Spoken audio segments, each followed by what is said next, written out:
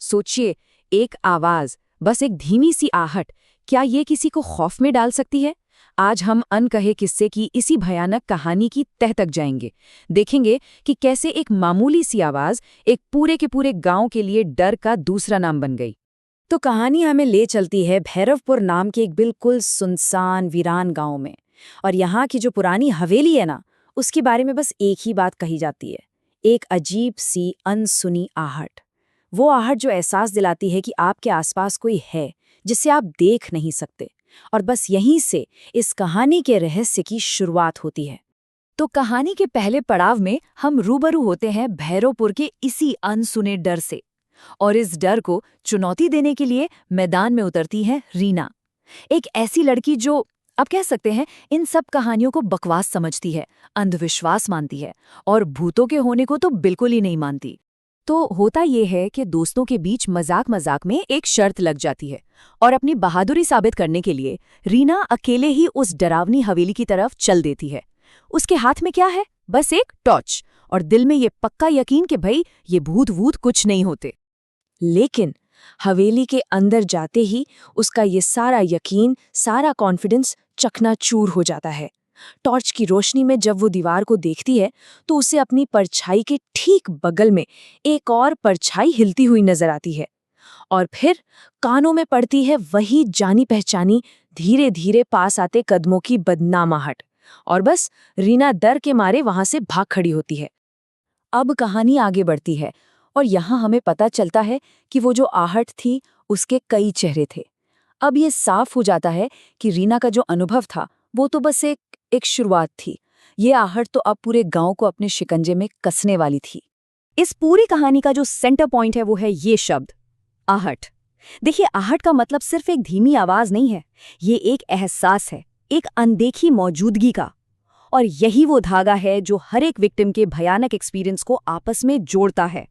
तो कहानी अब तेजी से आगे बढ़ती है। रीना को लगा था कि हवेली से भागकर वो बच गई, लेकिन ऐसा नहीं था। अब जब भी वो आईने में देखती, उसे अपने पीछे एक धुंधली सी परछाई दिखती, बस एक पल के लिए, और फिर गायब। सोचिए जरा। अगला नंबर था रघु का, जो गांव का नाई था। तालाब के किनारे उसका सामना होता है एक सफेद साए से, जिसकी हरी आंखें अंधेरे में चमक रही थी। ये नजारा उसके तो होश ही उड़ा देता है और वो कई दिनों तक उस खौफ से बाहर नहीं निकल पाता।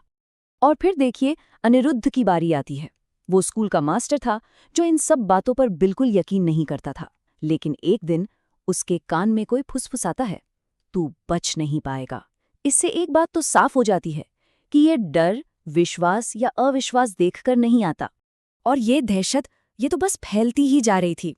कहीं सविता का दिया कोई अनदेखी ताकत बुझा देती है, तो कहीं पुजारी मोहन के मंत्रों को दीवार पर खून से लिखा एक मैसेज रोक देता है। यहाँ तक कि बस ड्राइवर अमर को अपनी खाली बस में एक भूतिया सवारी दिखती है। अब ये एकदम साफ था, आहट के कई रूप थे और वो किसी को भी बख्शने के मूड में नहीं थी।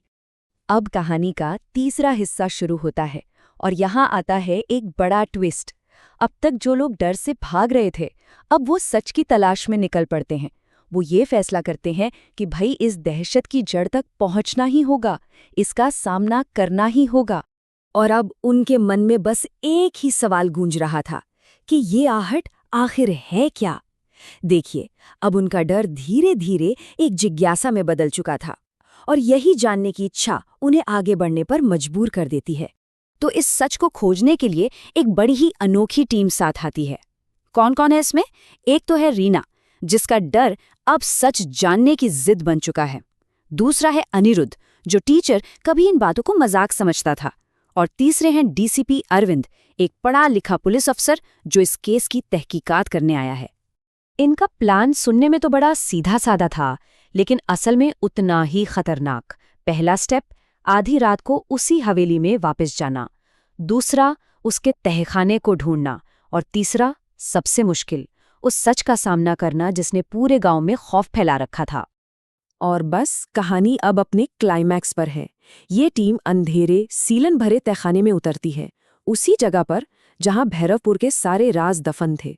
और तहखाने की दीवार पर उन्हें खून से लिखा एक पैगाम मिलता है जो इस डर की पूरी हकीकत बयां कर देता है। उस पे लिखा था, आहट मेरा श्राप है, जो सुनेगा उसका अंत होगा। मतलब ये कोई मामूली भूत प्रेत का किस्सा नहीं था, ये एक श्राप था, और इस श्राप से बचना नामुमकिन था। तभी अचानक कोने से एक सफेद धुंधला सा साया उभरता है और एक आवाज गूंजती है जो अपनी पहचान बताती है। वो कहती है, मैं इस हवेली की मालकिन ललिता हूँ। और फिर वो उस खौफ की असली वजह बताती है। आज से 100 साल पहले उसी के पति ने दौलत के लालच में उसे इसी तहखाने में जिंदा दफना दिया था। मदद के लिए उसकी जो चीखें थी वो किसी ने नहीं सुनी, और बचने की कोशिश में उसके कदमों की जो आहट थी वही आहट एक श्राप बन गई, जिसे आज पूरा गांव सुन रहा था। अब आता है कहानी का आखिरी हिस्सा। सच जानने के बाद ये टीम उस अनंत दहशत को, उस खौफ को खत्म करने की एक आखिरी कोशिश करती है। उन्हें एक रास्ता सूझता है।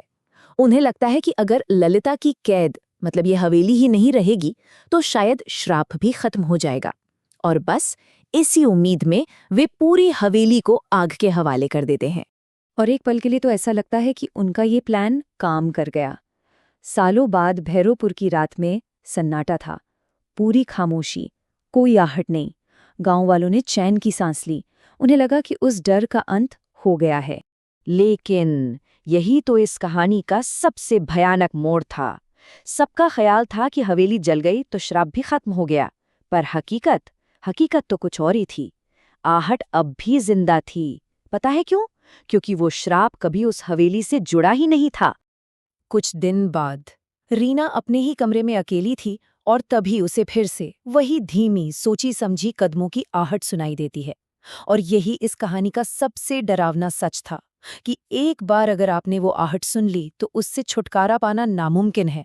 वो श्राप हवेली में नहीं, बल्कि उसे सुनने वालों के जहन में जिंदा रहता है, हमेशा के लिए। और कहानी हमें इसी एक सवाल के साथ छोड़ जाती है कि क्या डर एक बार जब मन में घर कर जाए तो क्या वो कभी सच में खत्म होता है, या फिर वो बस सही मौके का इंतजार करता है, एक आहट की तरह जो कभी भी कहीं भी सुनाई दे सकती है।